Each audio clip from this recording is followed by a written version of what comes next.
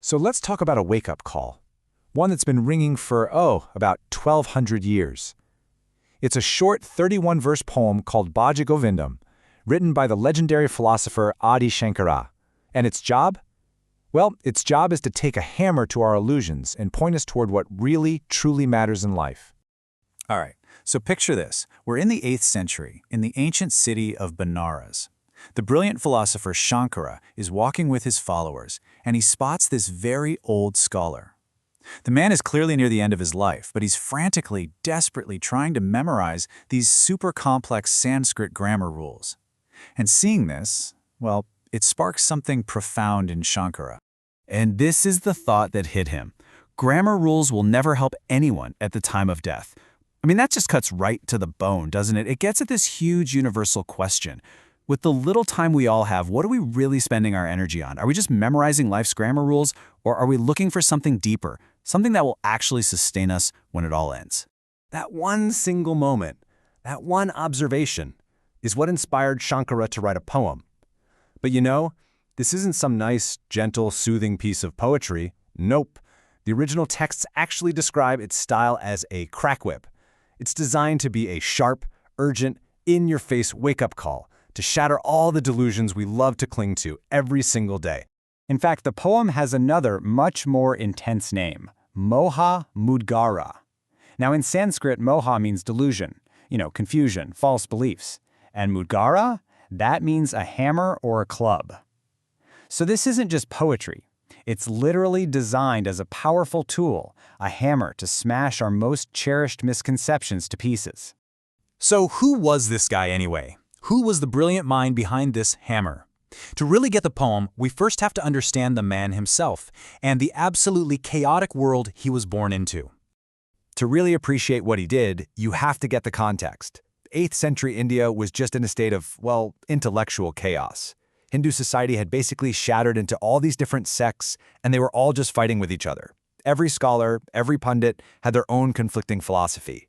And on top of all that, a school of Buddhism that was atheistic was becoming super influential. And right into the middle of all this chaos steps Shankara.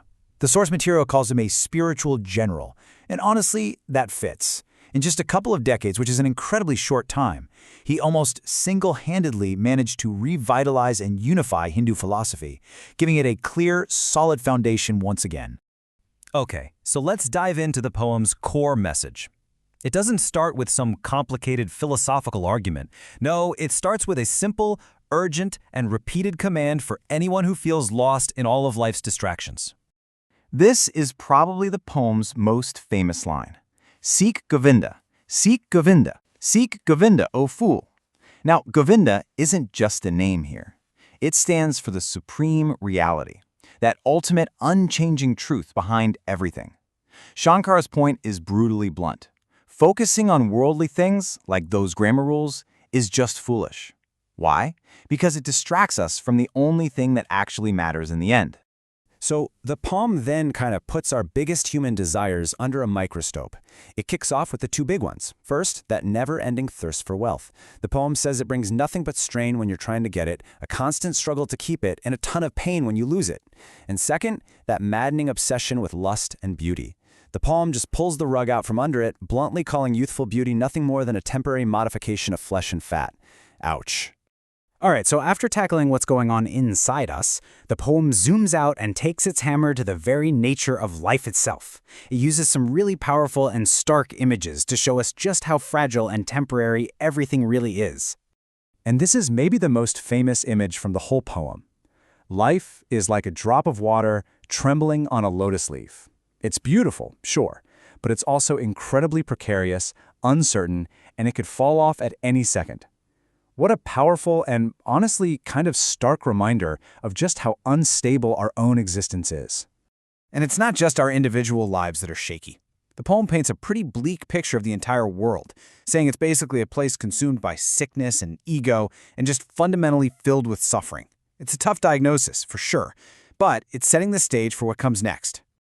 Okay, now Shankara really starts swinging that hammer, and he goes right for our most cherished attachments, our relationships. He kicks off with a cold, hard truth. A lot of the time, our value to other people is conditional. As long as you can provide, as long as you're useful, your family and friends will be attached to you. But what happens when that usefulness fades? The poem follows this idea to its really painful conclusion. When you get old and weak, that attachment, it vanishes. No one even bothers to talk to you anymore. It's a harsh way of looking at it, but it's an honest look at how transactional so many of our relationships can be. And then comes the final, most devastating blow. The very same body that was once loved and cherished and embraced, after death, it becomes an object of fear.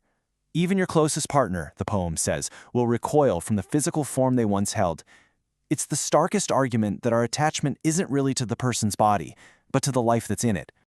Okay, wow. After hammering away at every single illusion we hold dear, wealth, lust, life, relationships, you might think, well, what's left? But the poem doesn't just leave you there in the wreckage. Not at all. It offers a clear, constructive path forward, a way out of all that delusion. So what's the fix? Well, verse 9 lays out what's called a ladder of progress. It's a super clear, step-by-step path. Step 1, seek good company, because the people you're around totally shape your thinking. That association naturally leads to step 2, non-attachment, which then leads to step 3, freedom from delusion. See, once you're detached, your mind is free. And only with a clear mind, step 4, can you perceive that unchanging truth of reality. And finally, step 5, experiencing that truth leads to liberation. Not in some other life, but right here and right now. And there you have it. That's the ultimate purpose of the poem. It doesn't just tear everything down for the sake of it. It gives you the antidote. It shows a clear, actionable way to climb upwards, to transform a life tangled up in attachment into one of real freedom and clarity. And so we end where the poem leaves us, with a direct challenge. It turns the spotlight right back on you, forcing you to ask the most basic questions about your own life. Who is your wife? Who is your son? Who are you? Where did you come from? And these aren't just things to ponder. The poem ends with a command. Oh, brother, think of that truth. Right here, right now. It's hammered away the delusions, it's shown us the path, and now it leaves the final, most important step up to us.